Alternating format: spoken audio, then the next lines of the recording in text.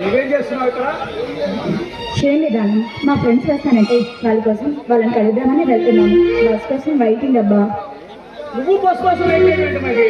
నువ్వు తలుచుకుంటే రోజుకో కారులో తిరగచ్చు కదా. తిరగచ్చు, కానీ అలా కారులో తిరుగుతూ నా చుట్టూ సెక్యూరిటీ ఉండడం నాకు అసలు ఇష్టం లేదు. అందుకే ఎప్పుడు ఇలా సింపుల్గా ఉండడానికే ప్రయత్నిస్తున్నాను. చూడు మహి, నీలో ఈ మార్పును చూస్తుంటే నాకు చాలా ఆనందంగా ఉంది.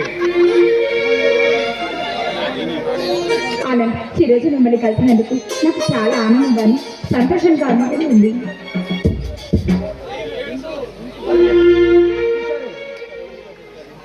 అది సరే, ఇంతకీ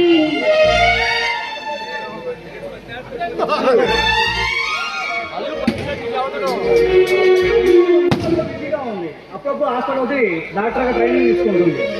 అయితే ఇద్దరు కలిసి డాక్టర్లు అయ్యి ప్రజాసేవ చేద్దాం అనుకుంటున్నారన్నమాట. చూడు మరి, ఇది ప్రజాసేవ చేయడం కాదు, మనం చదివిన చదువులకి న్యాయం చేయడం మాత్రమే.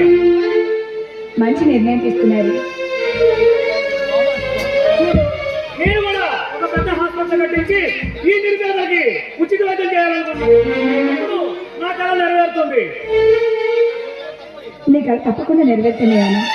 ఆ మంచి నీలాంటి మంచి మనుషులకి ఆ దేవుడు ఎప్పుడు తోడుగానే ఉంటాడు. నిజమే మరి, ఆ మంచి రోజులు తొందరలోనే ఉన్నాయి. దానికి ప్లేస్ కూడా సెట్ చేశాను. అవునా? ఎక్కడానా?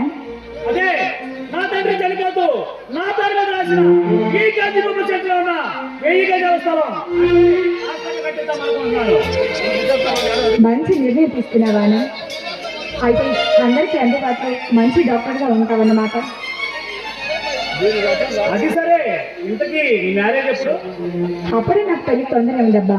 ఇంకా కొన్నాళ్ళు ఇలా లైఫ్ ఎంజాయ్